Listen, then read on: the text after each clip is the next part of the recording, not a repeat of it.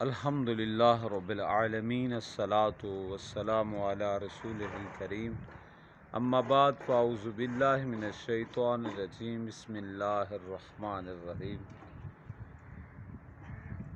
اللہ تعالیٰ سے مانگنے کا بہترین طریقہ یہ ہے کہ اللہ تعالیٰ سے اللہ کی وحدانیت، اللہ تعالیٰ کی شان بیان کریں، اللہ کی تعریف کریں اور اللہ سے مانگیں کہ اللہ دے، تو میرا رب ہے، میں تیرا بندہ ہوں، تیرے علاوہ مجھے کوئی نہیں دے سکتا۔ جب یہ یقین پیدا ہو جائے، یہ خیال پیدا ہو جائے تو اللہ تعالیٰ کہتا ہے فرشتوں یہ بندہ مجھ سے مانگ رہا ہے، اگر میں نے نہ دیا تو کون دے گا؟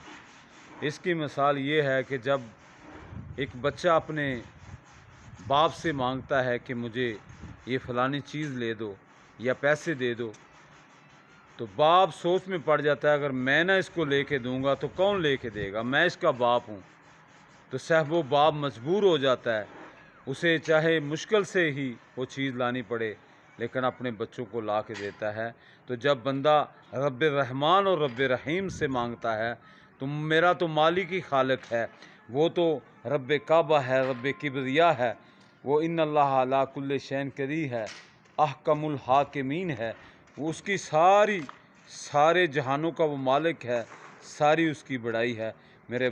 جب اللہ سے بندے مانگتے ہیں تو اللہ دینے پر قادر ہے۔ میرے بھائیو، اللہ سے مانگیں، اللہ کے علاوہ اور کسی سے نہ مانگیں، جب بھی مانگیں اللہ سے مانگیں۔ یہ میرے نبی پاک صاحب الاولاق نے جب بھی مانگا اللہ سے ہی مانگا، کوئی بھی مشکل پڑتی تو اللہ سے رجوع کرتے۔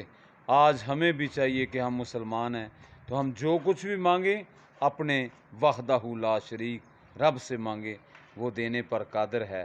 بندہ ایک بار مانگتا ہے، اللہ 100 بار دینے پہ قادر ہے۔ اللہ مجھے اور آپ کو عمل کی توفیق عطا۔